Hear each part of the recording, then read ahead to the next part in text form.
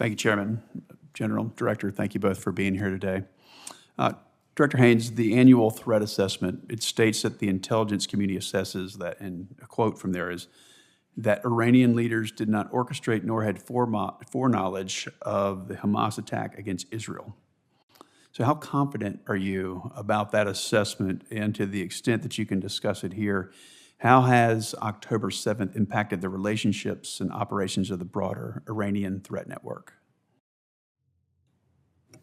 Sure, I can give a start at this, and General Cruz may have more to add too. I mean, I think we're reasonably confident and growing more confident over time that that assessment is correct with respect to their foreknowledge of the attack. And then in terms of the relationship impact that it's had, as you indicate, I think it has certainly increased the degree of work that is being done between, for example, Iran and the Houthis. That was obviously a longstanding relationship, but that one continues to build, and the Houthis are increasingly relying on Iran for assistance in their capacity and for weapon systems and so on, and to make them more precise in many respects. It is certainly continued. I mean, I think the relationship with the Iranian-aligned militia groups, as we often refer to them, within the region. These are classically Shia militia groups that have been working with Iran, that get money, training, weapon systems, and so on from them. And we continue to see that relationship. I don't know that it's had an enormous impact on the relationship since October 7th, but it has been one that's been quite active, obviously, during this period, and they've been assisting in the sort of strategy that Iran has taken with respect to the conflict in the region during this period.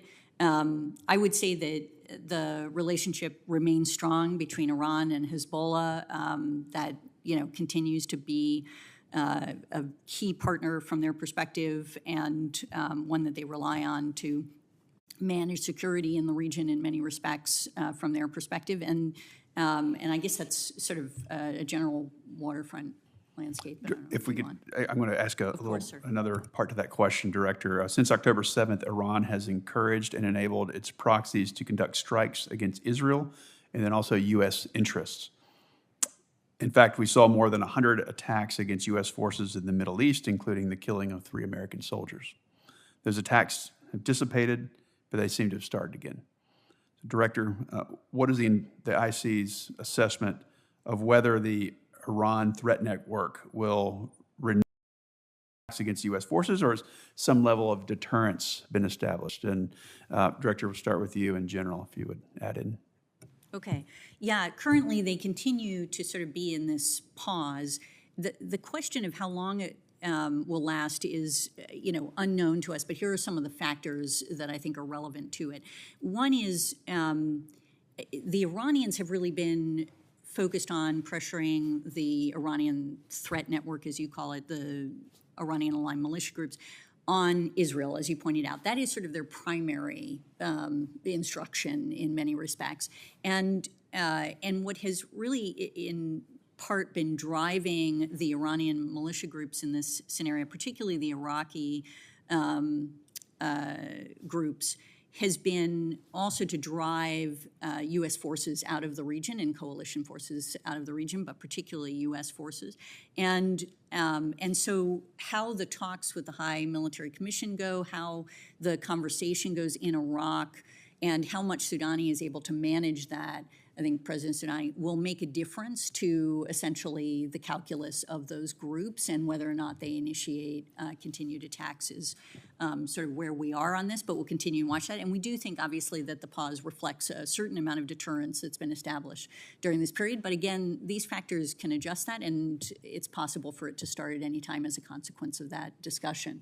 But please. I would probably just echo the point I would have made would have been the Iraqi connection and what the drivers are in the calculus of the Iranian threat network and the Iranian-aligned militia groups. And then the deterrence, I think, that we have seen temporarily, it is a fleeting piece and needs to be refreshed and renewed or rediscussed, and it's the variables that the Director laid out that I think will drive that. Thank you, bottom line, in the interest of time, could you describe the threats from Hamas and Hezbollah to the homeland and how they've evolved since October 7th, Director?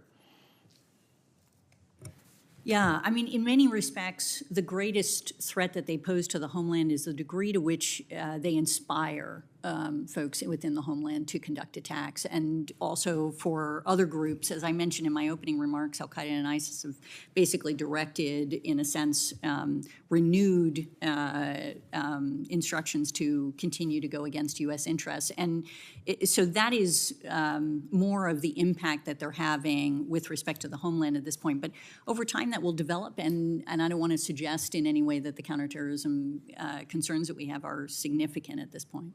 Thank you. Thank you.